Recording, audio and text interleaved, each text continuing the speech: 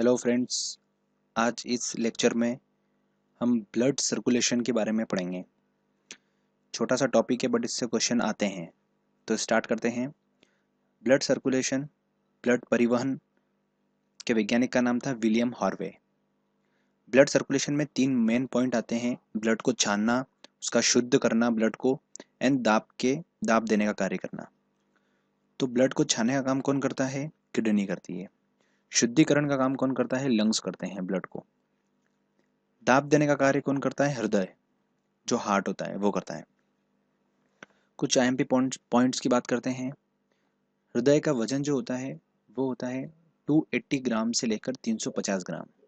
जो मेल होता है उसका जो हार्ट होता है उसका जो वेट होता है वो होता है 310 ग्राम एवरेज।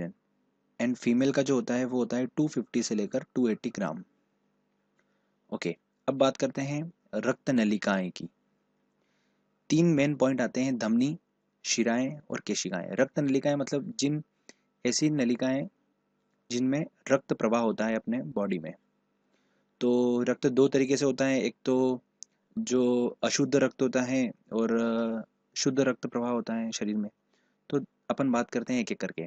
धमनी की बात करते हैं। धमनियाँ धमनियाँ जो होती है वो साफ खून ले जाती हैं। ध्यान रखिएगा, ऑक्सीजन युक्त साफ खून ले जाती हैं। इनकी डायरेक्शन जो होती है धमनियों की वो होती है हार्ट से। जो बॉडी के अंग होते हैं अलग अलग, वहाँ पर वो रक्त प्रवाह करती है धमनियाँ। पर इसमें एक अपवाद है, ध्यान रखिएगा। पल्मोनरी धमनी अशुद्ध रक्त प्रवाह करती है। सिर्फ एक अकेली धमनी ऐसी है जो अशुद्ध रक्त प्रवाह करती है।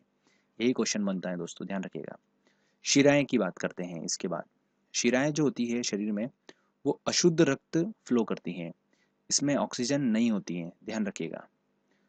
ये जो रक्त प्रवाह करती हैं अशुद्ध रक्त शिराएं, वो अंगों से, ध्यान रखिएगा दोस्तों, अंगों से हृदय की तरफ प्रवाहित करती हैं।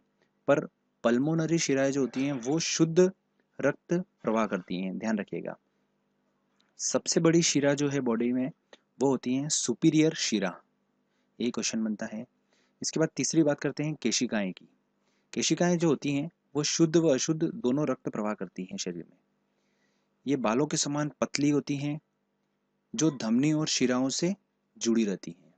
तो ये कुछ ब्लड सर्कुलेशन से रिलेटेड आईएमपी पॉइंट्स थे दोस्तों, याद रखिएगा।